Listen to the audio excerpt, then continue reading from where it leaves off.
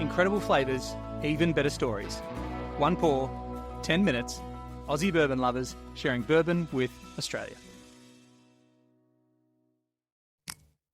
It took longer than necessary. Yeah, but at the edit, we just kind of go straight into it. So don't worry, that's behind the scenes. What are we having tonight, Great H? pop.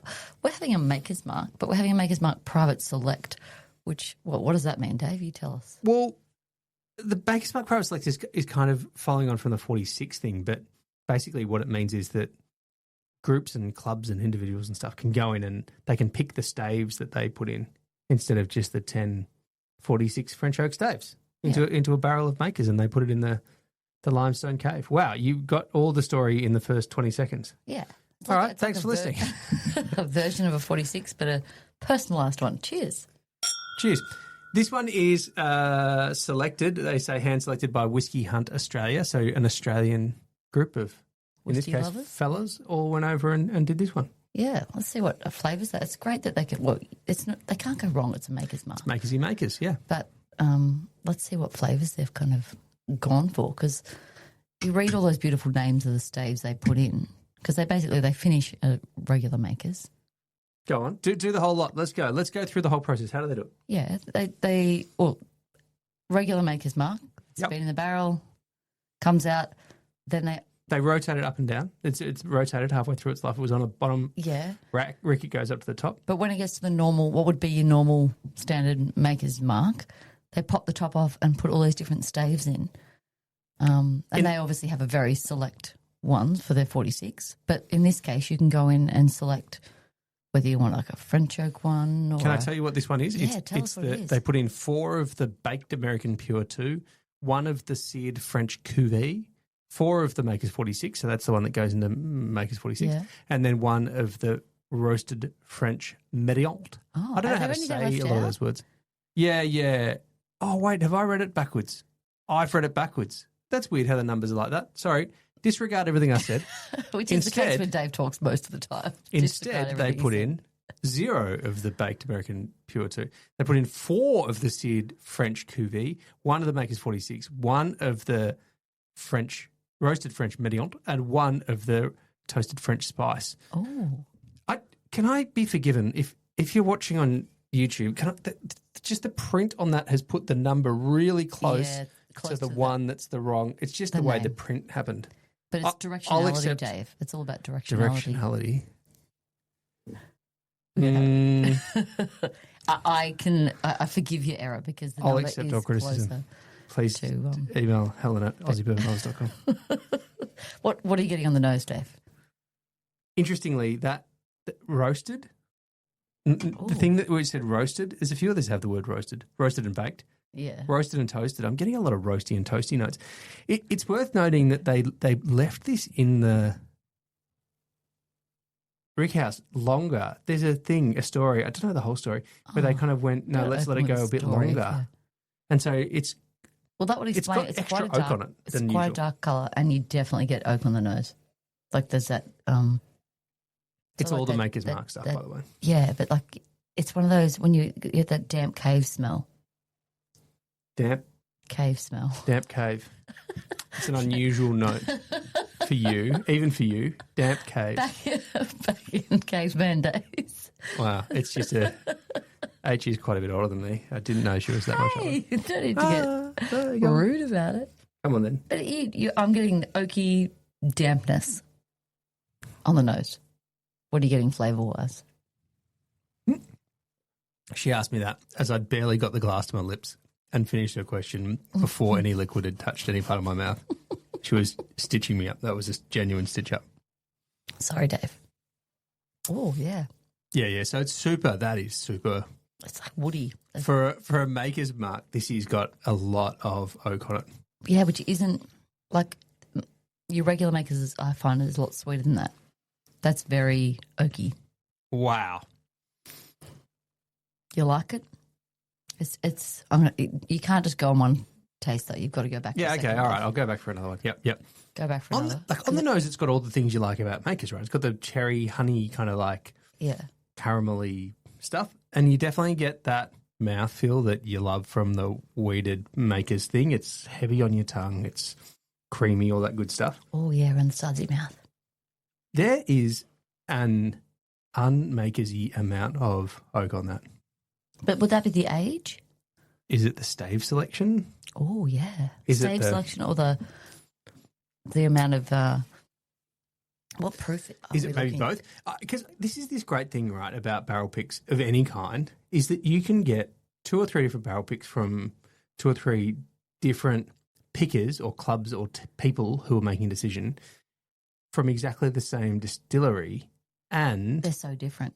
they're really different, but it's the one kind of expression of it, but they're picking single barrels, or they're doing this thing where they're, putting in. Yeah, but they're also The picking different what they stave profile. like. Well, this is it. Picking what they like or picking what they think their audience or fans or whatever like. Yeah. Yeah. This is 112.4 proof. What's that compared to a normal Maker's, I wonder? Like as in what, like off the Like- shelf? like, Makers is yeah. always 90 proof. So 90 proof. 45%. So this is like a lot. Yeah, but for the private selects are like Oh, always yeah. going to be like that. And I think that's probably about right for cask strength, isn't it? Yeah. I can probably see that. Oh, yeah, that cask strength up there is 109. So, yeah, it's in Yeah. the range. Yep. Yeah. Okay. Yeah, I just was wondering because it doesn't, like it definitely has more oaky notes, but it doesn't necessarily come across as high proof. Sometimes when you have a high proof one, but that, like Makers is good like that in that it's not going to, it doesn't burn you. So I philosophically have a thing about supporting Australian groups and brands and companies doing barrel picks because unlike in the US, we don't have a huge number of people who do barrel picks here. Yeah, or who can because bring it's far away ones and out, it's yeah. expensive to bring the barrels, the bottles back and all that kind of stuff. So I love it. And so when I see barrel picks, I'll often buy a couple of bottles. Yeah, we love to try. Untasted.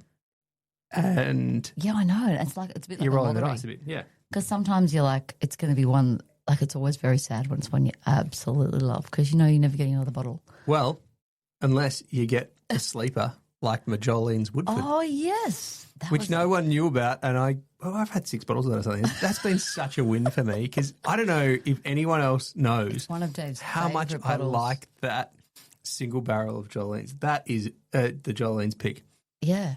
They did a Boy, pic those guys did a from good job. Woodford, yeah. That was amazing. Oh, But don't tell everyone now, Dave, No, it's- because now surely the it's gone. secret's It out of the must have- bag. must Not have everyone gone. will go and order a bottle and you won't have any more. oh my goodness. Makes me even happier that I like going to Joline's in Sydney. Yeah. But if you Right. do like a nice oaky bourbon, I would recommend this one Yeah. because it's got that definite like oaky finish, like aged. I think some people, yeah. It's not toasted as in, you have a toasted barrel finish. That's not what I'm talking about here. No, For no. me, and I know sometimes you can say that you can get your toasted notes, like your toasty, woody Yeah. notes and stuff. I don't usually get them like this. This is a really interesting. It definitely leaves that Oaky oaky experience. finish, yeah. Yep. And for people who love the oaky finish, this would be great. Great one. Yep. Yeah.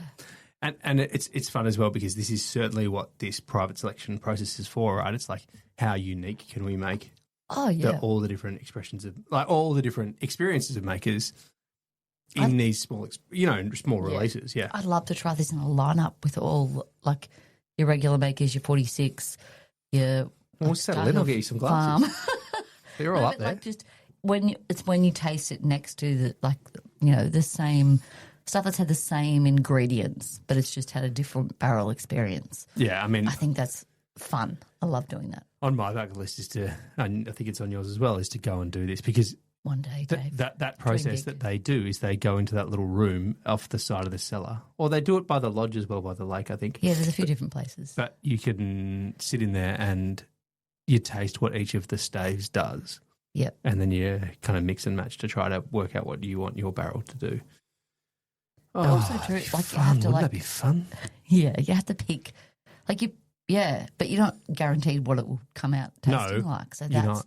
also part of the fun. It's like, are you trying to go for strong vanillas or you're trying to go for, strong toasty flavours or that oakiness? And then you would aim for one and depending on the weather and how long it's in there and all those things is going to depend on. And I always think, when do they pick when it's right to go?